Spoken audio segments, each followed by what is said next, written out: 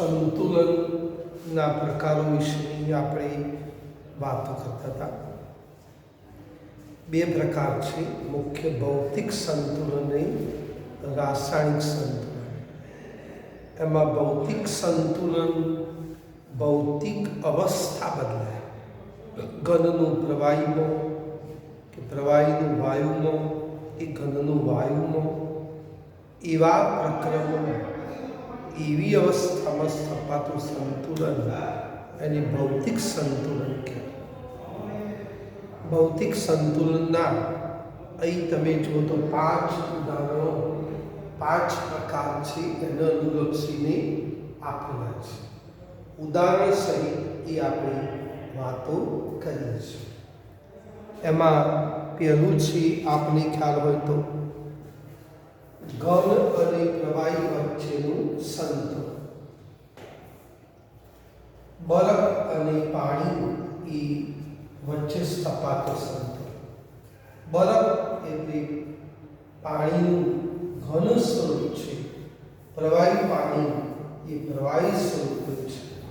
એ બંને વચ્ચે સ્થપાતું સંતુલનની વાત કરે છે.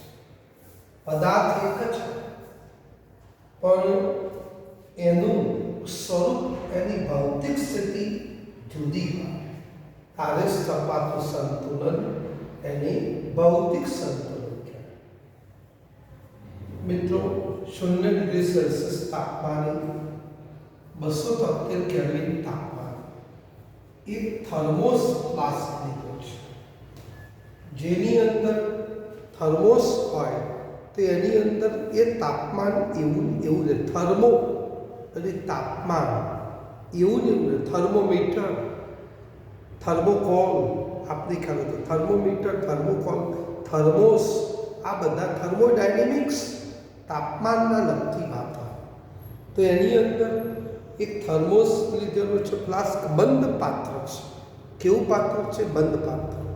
0 ડિગ્રી સેલ્સિયસ તાપમાન, એની અંદર 2 વસ્તુ લીધેલું છે.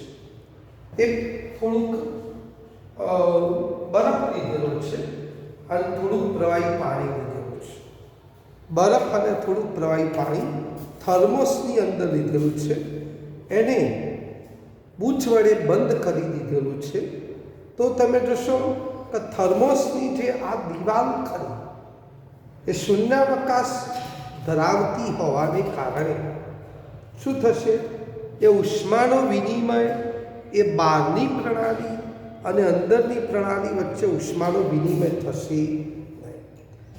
આ થર્મોસની અંદર એનો બરફનો જથ્થો એ અચળ રહેશે અને બરફ અને પાણી વચ્ચે એ સંતુલન સ્થપાયેલું રહેશે.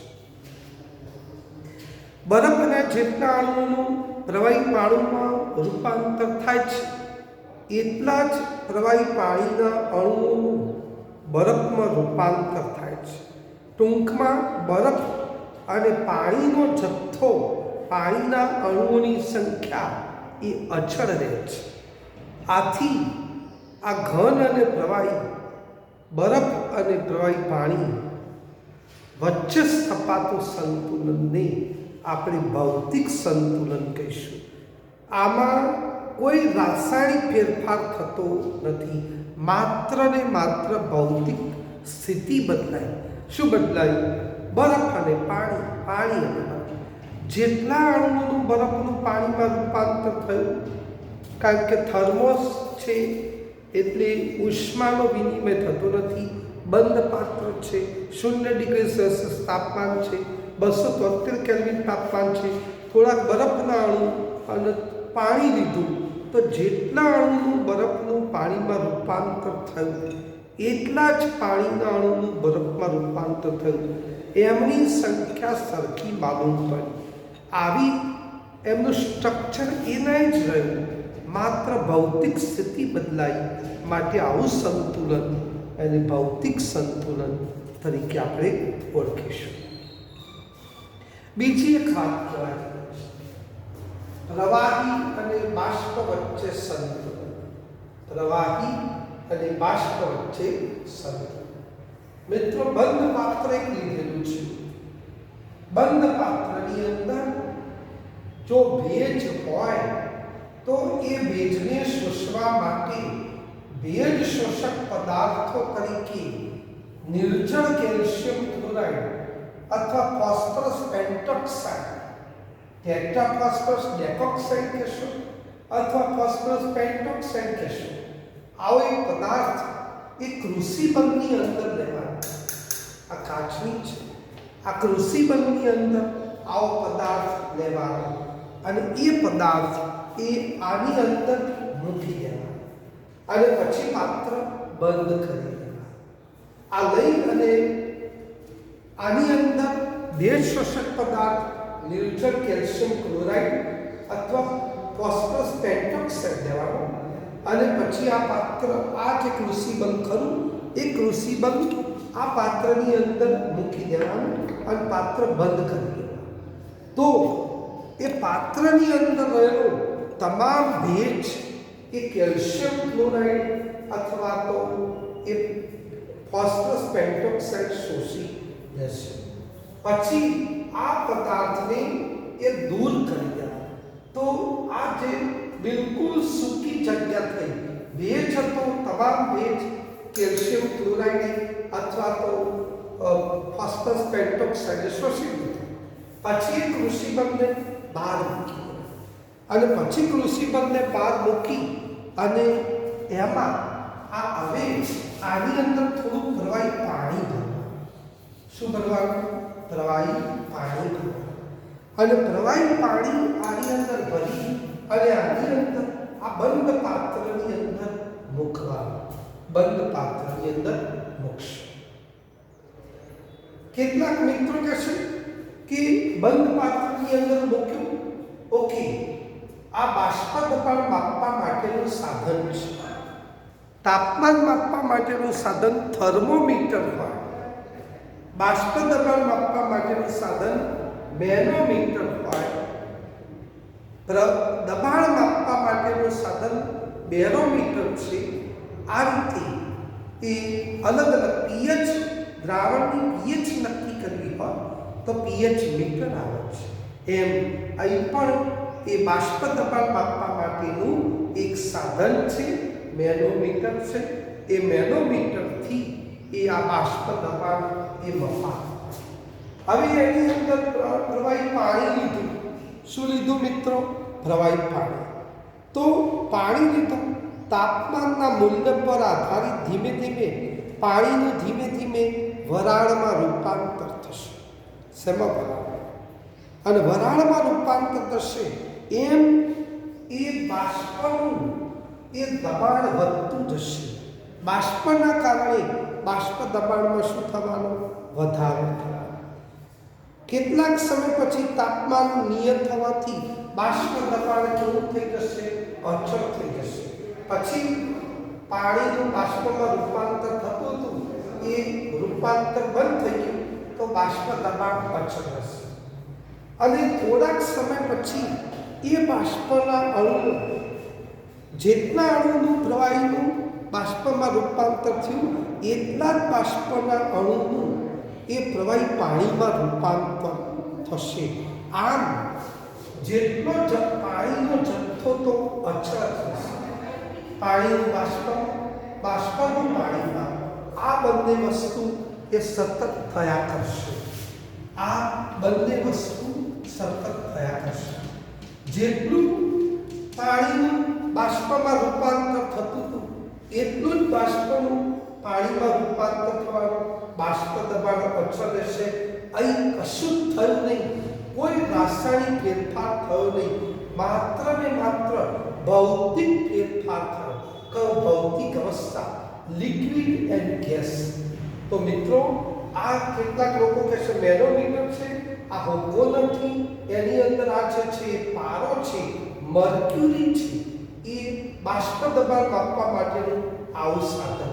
તો પાણી અને બાષ્પ વચ્ચે જેટલા અણુનું પાણીનું બાષ્પમાં રૂપાંતર થયું એટલા જ બાષ્પના અણુનું પાણીમાં રૂપાંતર થાય.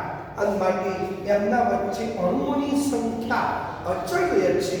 અને આવું પ્રવાહી પાણી અને બાષ્પ વચ્ચે સપાટું સંતુલન એ આપણે આ બીજા પ્રકારનું સંતુલન. મિત્રો, આની જગ્યાએ કેટલાક મિત્રો કહેશે કે પાણી જ વાપરવાનું, પાણી ઉપર જ આપણે કંઈ સિક્કો મારવાનો છે, એવું નથી. મિથેનોલ લઈ શકાય, એસિટોન લઈ શકાય, ઇથર લઈ શકાય. આવા પદાર્થો પણ એ પ્રવાહી પાણીની જગ્યાએ આપણે લઈ શકીએ.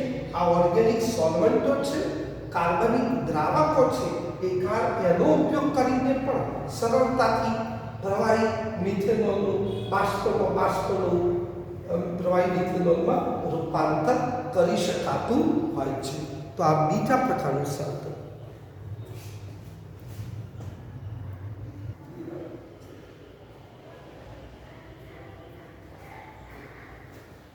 ત્રીજું સંતુલન ઘન અને બાષ્પ વચ્ચે સ્થપાતું સંતુલન. મિત્રો, ઘન અને બાષ્પ વચ્ચે સ્થપાતા સંતુલનની અંદર 3 ઉદાહરણોમાંથી કોઈ એક ઉદાહરણ લઈ શકાય. એક તો આયોડિન સોલિડ અથવા કપૂરની ગોળી, એ પણ સોલિડ, અથવા એમોનિયમ ક્લોરાઇડ નવસાર લઈ શકાય. કોણ લઈ શકાય? નવસાર. આયોડિન, કપૂર અને નવસાર, આ 3 તમે ઉદાહરણ લઈ શકો.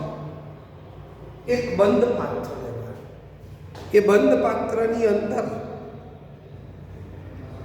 એક ઘન આયોડિન લેવાનો, બંધ પાત્રની અંદર, અને એને ગરમ કરવાનું. શું કરવાનું? ગરમ. અને ગરમ કરશો તો I2 જે સોલિડ હતો એનું બાષ્પમાં રૂપાંતર થશે. આથી આખા પાત્રની અંદર જાંબલી કલરની બાષ્પ એ થઈ જવાનું. ઘેરો જાંબલી કલર આખા બંધ પાત્રની અંદર થઈ જશે. પછી શું થશે? એટલે I2 સોલિડ હતો એનું ઘન જાંબલી, એટલે ગરમ કરે તો આયોડિનની બાષ્પ બની ગઈ. એ આયોડિનની બાષ્પનો કલર જાંબલી કલર છે. મિત્રો, ઘન સ્વરૂપનું સીધું વાયુ સ્વરૂપમાં રૂપાંતર થાય તો એને ઉર્ધ્વપાતન કહેવાય. ઉર્ધ્વપાતન, ઉર્ધ્વ એટલે ઉપર, પાતન એટલે જવું, ઉપરની દિશા તરફ જવું, એને ઉર્ધ્વપાતન કહેવાય. તો સબ્લિમેશન, ઉર્ધ્વપાતન, I2 સોલિડનું ગરમ કર્યો અને પછી બાષ્પમાં રૂપાંતર થઈ ગયું. આખું કાચનું જે આખું બોક્સ હતું એ જાંબલી કલરની બાષ્પથી ભરાઈ ગયું, ઘેરા જાંબલી કલરની. પછી શું કર્યું મિત્રો? કે એને, એ બાષ્પને એ આપણે ઠંડી પાડીશું. શું પાડીશું? ઠંડી. તો શું થવાનું? જે I2 સોલિડ હતો એનું બાષ્પમાં રૂપાંતર જેટલા અણુઓમાં થયું હતું એટલા જ બાષ્પના અણુઓ બધા ભેગા થઈ અને ધીમે ધીમે I2 સોલિડ એ બનાવશે. એટલે ઘન આયોડિનનું જેટલા અણુનું બાષ્પમાં રૂપાંતર થયું હતું એટલા જ વાયુ સ્વરૂપે આયોડિનના અણુઓ એ ઘન સ્વરૂપમાં રૂપાંતર થશે. ટૂંકમાં આયોડિનનો જે જથ્થો, ઘન અને બાષ્પ જે ખરા, એના અણુની સંખ્યા અચળ રહેશે અને એમાં સ્થપાતું સંતુલનને ઘન બાષ્પ વચ્ચે સ્થપાતું સંતુલન. આજે I2 સોલિડને ગરમ કર્યો અને બાષ્પમાં રૂપાંતર થયું એને આપણે ઉર્ધ્વપાતન કહીએ છીએ. શું કહીએ છીએ? ઉર્ધ્વપાતન. આ ઉર્ધ્વપાતન કહીએ છીએ. તો I2 સોલિડનું જેટલા આયોડિનના અણુનું બાષ્પમાં રૂપાંતર થયું એ પછી બાષ્પને ઠંડી પાડતો એટલા જ બાષ્પના અણુનું ઘન સ્વરૂપમાં રૂપાંતર થયું. જે જાંબલી કલર હતો એ ધીમે ધીમે એ આછો જાંબલી અને પછી આખું કાચનું બોક્સ, જે બંધ પ્રણાલી આછી ચોખ્ખી થઈ જશે. કેમ? એ I2 બાષ્પથી એ ધીમે ધીમે સોલિડમાં રૂપાંતર થઈ. એટલે અણુઓની સંખ્યા એ સમાન માલુમ પડી. જેટલા સોલિડનું બાષ્પમાં રૂપાંતર એટલા બાષ્પનું એ ઘનમાં રૂપાંતર, અને એમાં સ્થપાતું સંતુલન, એને આ ભૌતિક સંતુલન. પદાર્થ બદલાતો નથી, માત્ર પદાર્થની ભૌતિક સ્થિતિ બદલાય છે. તો આ એક ઉદાહરણ આપ્યું.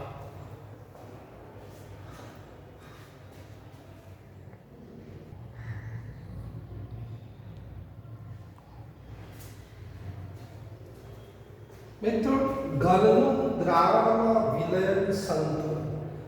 વિલયન એટલે લય થવું, નાશ થવું. પ્રલયની માફક વિલય એટલે નાશ થવું. કોઈ પણ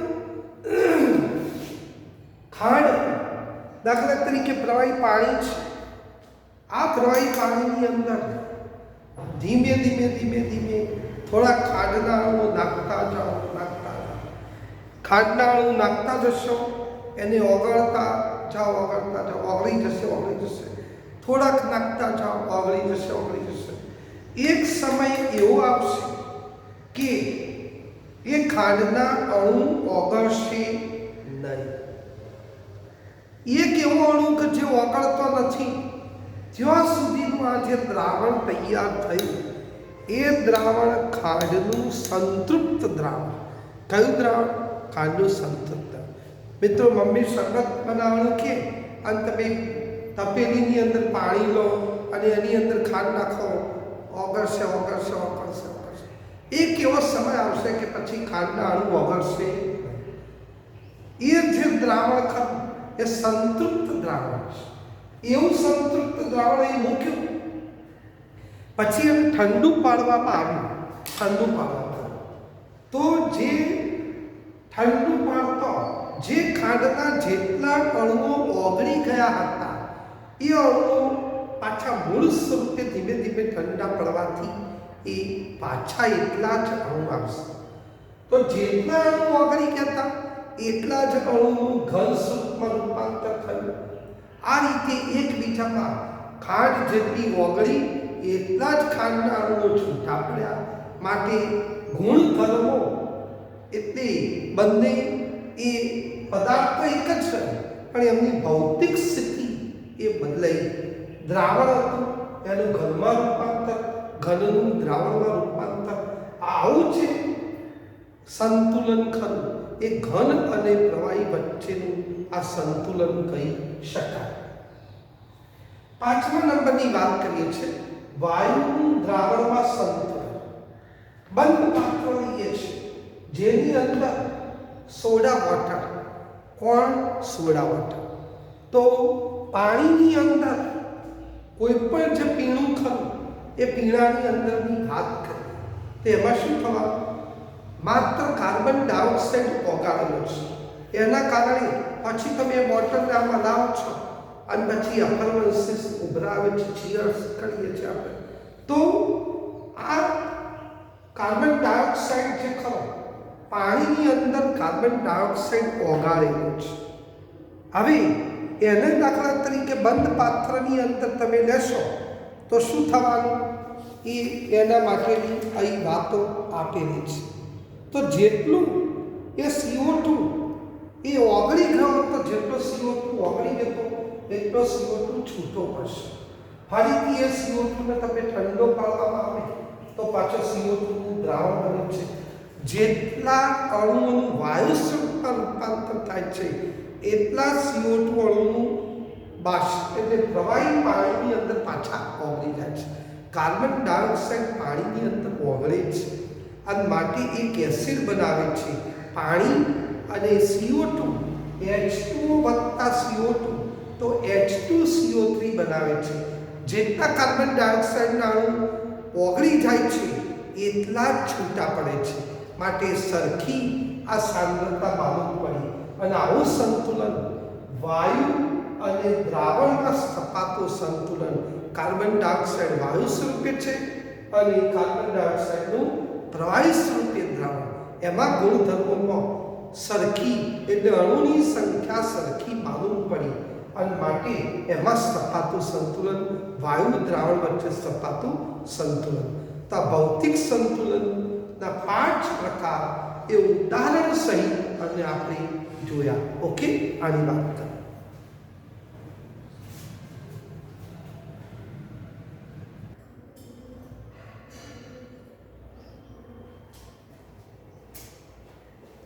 સમાંગ અને વિષમાંગ સંતુલન ઉદાહરણ આપી સમજ.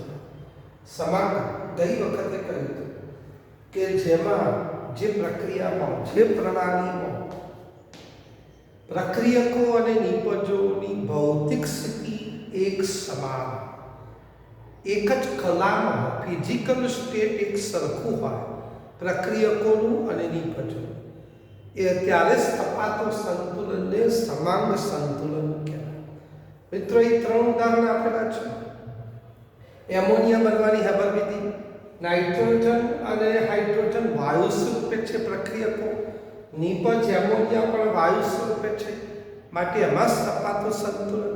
મિત્રો, પ્રતિવર્તી પ્રક્રિયા છે અને ભૌતિક સ્થિતિ સરખી છે, માટે સમાંગ સંતુલન. અહીં ઇથાઇલ એસિટેટ પ્રવાહી સ્વરૂપે છે, જલીય સ્વરૂપે છે, પાણી પણ પ્રવાહી સ્વરૂપે છે, તો પ્રક્રિયકો પ્રવાહી સ્વરૂપે છે, તો નિપજો એસિટિક એસિડ અને ઇથેનોલ પણ જલીય સ્વરૂપે છે, માટે ભૌતિક સ્થિતિ સમાન છે પ્રક્રિયકોની નિપજોની, માટે એમાં તપાતો સંતુલન સમાંગ સંતુલન કહેવાય. Fe+3 ફેરિક આયન છે, થાયોસાયનાઇડ આયન છે, એ બંને જલીય સ્વરૂપે છે, ત્યારે એમાંથી એક સંકીર્ણ આયન બને છે FeSCl કૌંસમાં ઉપર +2, Fe ઉપર +3 છે, પ્રક્રિયકોમાં Fe+3 અને SCl -1, +3 માંથી -1 બાદ કરો તો +2, તો આ બાજુ પણ +2 ભાર છે, તો ભાર પણ સમાન છે, વીજ ભારો આયોનિક ભાર પણ સમાન છે, 3 માંથી 1 બાદ કરીશું તો +2 થવાનો. તો આ રીતે પ્રક્રિયકોની ભૌતિક સ્થિતિ જે હોય એ જ ભૌતિક સ્થિતિ જો નિપજોની હોય ત્યારે જ તપાતો સંતુલન સમાન. વિષમાંગ સંતુલન પ્રક્રિયકો અને નિપજો એક કરતાં વધુ કલામાં, એક કરતાં વધુ ભૌતિક સ્થિતિમાં હોય ત્યારે જ તપાતો સંતુલન વિષમાંગ સંતુલન કહેવાય. મિત્રો, પાણી છે, પાણીની બાષ્પ છે, બંને એ જ પાણી છે, પણ ભૌતિક સ્થિતિ બદલાય છે. અહીં કેલ્શિયમ હાઇડ્રોક્સાઇડ સોલિડ સ્વરૂપે છે, એને પ્રવાહી પાણીમાં ઓગાળતા આયનીકરણની પ્રક્રિયા થાય છે, આયનો છૂટા પડે છે. કેલ્શિયમ હાઇડ્રોક્સાઇડ મૂળ એક પદાર્થ હતો, એમાં 2 આયનો અહીં જોડેલા હતા, પણ પાણીની અંદર નાખ્યા તો 2 આયનો છૂટા પડે છે. એ આયનો પ્રવાહી સ્વરૂપે છે, જલીય સ્વરૂપે છે, તો એ સોલિડ લિક્વિડ છે, અહીં એક્વાસ છે, માટે ભૌતિક સ્થિતિ એ એક કરતાં વધુ હોય તો એને વિષમાંગ સંતુલન કહેવાય. કેલ્શિયમ કાર્બોનેટ ઘન પદાર્થ છે, આપણે આગળ પણ કહ્યું હતું આ રાસાયણિક સંતુલન, અને એની અંદર એને ગરમ કરતા કેલ્શિયમ ઓક્સાઇડ અને કાર્બન ડાયોક્સાઇડ વાયુ છૂટો પડે છે, તો એ ઘન અને વાયુ છે, તો ભૌતિક સ્થિતિ એક કરતાં વધુ હોય તો વિષમાંગ સંતુલન, એમાં જ તપાતું સંતુલન વિષમાંગ સંતુલન. ઓકે, આની વાત કરીએ.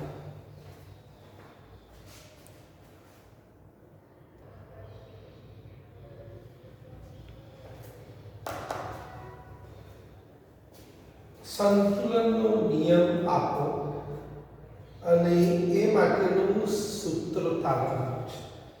સંતુલન અચળાંકનું સૂત્ર તારવવાનું છે.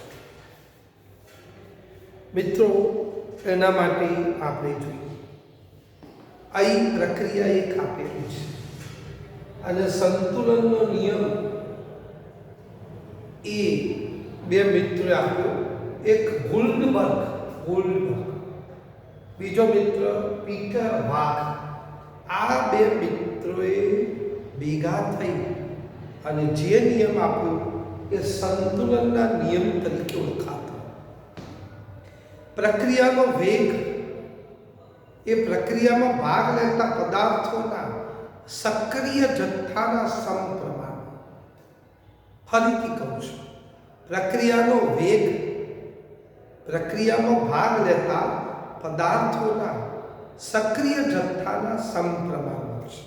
સક્રિય જથ્થો એટલે પદાર્થની સાંદ્રતા, એ સાંદ્રતાના સમપ્રમાણમાં છે. વેગ પ્રક્રિયા ઝડપી હોય, પ્રક્રિયા ધીમી હોય. લોખંડને કાટ લાગવાની પ્રક્રિયા ઘણી ધીમી પ્રક્રિયા છે. કેરી પાકવાની પ્રક્રિયા થોડીક એના કરતાં ઝડપી છે. એના કરતાં દૂધમાંથી દહીં બનવાની પ્રક્રિયા એના કરતાં ઝડપી છે. કેટલીક પ્રક્રિયાઓ અતિ ઝડપી છે, કેટલીક પ્રક્રિયાઓ ખૂબ ધીમી છે. માટે આ વેગ પ્રક્રિયા વેગ કહેવાય. તો વેગ એ કોના સમપ્રમાણમાં? જે પ્રક્રિયકોની સાંદ્રતાના સમપ્રમાણ, સક્રિય જથ્થાના સમપ્રમાણ. મિત્રો, અહીં એક પ્રક્રિયા આપેલી છે, અહીં વાંચો આ પ્રક્રિયા. એ પ્રક્રિયકના એ મોલ, બી ઘટકના બી મોલ વચ્ચે પ્રક્રિયા થઈને સી ઘટકના સી મોલ અને ડી ઘટકના ડી મોલ બને છે. એ ઘટકના એ મોલ આ આગળ સહગુણકમાં લખેલા છે નાના એ બી સી ડી, એ મોલ છે મિત્રો. કોણ છે? રાસાયણિક દળના પદાર્થના જથ્થાને એ મોલમાં દર્શાવવામાં એ ખાસ એના એ મોલ બીના બી મોલ વચ્ચે પ્રક્રિયા થતા સીના સી મોલ અને ડીના ડી મોલ બને છે. અહીં ધારો કે પુરોગામી પ્રક્રિયાની વાત કરીએ તો શું થવાનું? વેગ ચલે છે. પ્રક્રિયકોની સાંદ્રતા, પ્રક્રિયકોની સાંદ્રતાને મિત્રો કાટખૂણના કૌંસમાં લખાય છે. શેમાં લખાય છે? કાટખૂણ. મિત્રો, પુરોગામી પ્રક્રિયા છે તો એને વીએફ કહેવાય છે. શું કહેવાય? વીએફ. તો એના માટે પ્રક્રિયકો કોણ છે? એ અને વેગ ચલે છે. પ્રક્રિયકો એ અને બી, એ અને આ પુરોગામી પ્રક્રિયા માટે પ્રક્રિયકો કોણ છે? એ બી છે. તે પ્રક્રિયકોની સાંદ્રતાના મોલર સાંદ્રતાના યોગ્ય ઘાત સાથે. તો આ જે સહગુણકો છે એ અને બી એને અહીં લખવામાં આવશે. યોગ્ય ઘાત સાથેના ગુણાકારના સમપ્રમાણ. ભલે એ પ્લસ છે પણ એ તો ગુણાકાર આવશે. માટે મિત્રો વીએફ બરાબર ચલે છે એટલે કે અચળાંક મૂક્યો કે એ ઘટકની સાંદ્રતાના એ મોલ અને બી ઘટકની સાંદ્રતાના બી મોલ આ રીતે બનશે. એ ઘટકની સાંદ્રતાના એ મોલ બી ઘટકની સાંદ્રતાના બી. મિત્રો, આવી જ વસ્તુ તમે નિપજના સંદર્ભમાં કહો તો પ્રતિગામી પ્રક્રિયા તો VAR પ્રપોર્શનલ VR. પ્રતિગામી પ્રક્રિયાનો એક રિવર્સ વેલોસિટી. એના માટે પ્રક્રિયકો કોણ છે? તો સી અને ડી છે. સી અને ડી ખરા? હા. એમાં પ્રક્રિયકો સી અને ડી ખરા. એમના મોલ કેટલા છે? સીના સી મોલ, સીના સી મોલ, ડીના ડી મોલ છે. ગુણાકાર છે યોગ્ય ઘાત સાથેના ગુણાકારના સાથે. અહીં વીએફ પ્રપોર્શનલ હતો તો આમ હતું, તો વીએફ બરાબર કર્યું તો અહીં પણ તમે જોશો તો શું થવાનું? VR બરાબર KR સીની સાંદ્રતાના સી મોલ ડીની સાંદ્રતાના ડી મોલ આઉટ થતું હોય છે. મિત્રો, આને નંબર 1 કહીશું, આને નંબર 2 કહીશું. ઓકે. આ મિત્રો સંતુલન ક્યારે સ્થપાય? સંતુલન ક્યારે સ્થપાય? આપણને ખબર હોય છે કે જ્યારે એના વેગ સમાન હોય તો સંતુલન સ્થપાયેલું હોવાથી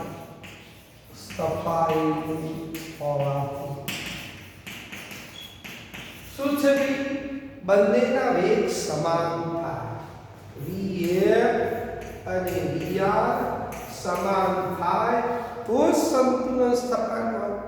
અને Vf એટલે કોણ છે? આખું આ છે Kf ઇન્ટુ A ના A મોલ ઇન્ટુ B ના B મોલ. Vr કોણ છે ભાઈ? તો Kr એ C ઘટકની સાંદ્રતાના C મોલ, D ઘટકની સાંદ્રતાના D. હવે મિત્રો સજાતીય પદો એક બાજુ લાવીએ તો શું થવાનું? આ અચળાંકો Kf અપૂર્ણાંક Kr આવું Kr આવા. તો અહીં શું થયું? C ઘટકની સાંદ્રતાના ઉપર D ની સાંદ્રતાના D મોલ, નીચે A ની સાંદ્રતાના A મોલ, B ની સાંદ્રતાના B મોલ આવું. આના માટે એક નવો અચળાંક Kc આપો. કયો આપ્યો? Kc. C ફોર કોન્સન્ટ્રેશન, સંતુલન અચળાંક. કોન્સન્ટ્રેશન એને Ke પણ કહી શકીએ. કયો કહી શકીએ? Ke પણ કહી શકીએ. પણ અહીં સાંદ્રતા આપેલી છે, ઘટકોની સાંદ્રતા માટે Kc એ આપણે લખ્યું. તો Kc બરાબર ઉપર મિત્રો કોની સાંદ્રતા આવશે અને નીચે કોની સાંદ્રતા આવશે એ આપણે કહેવું પડે.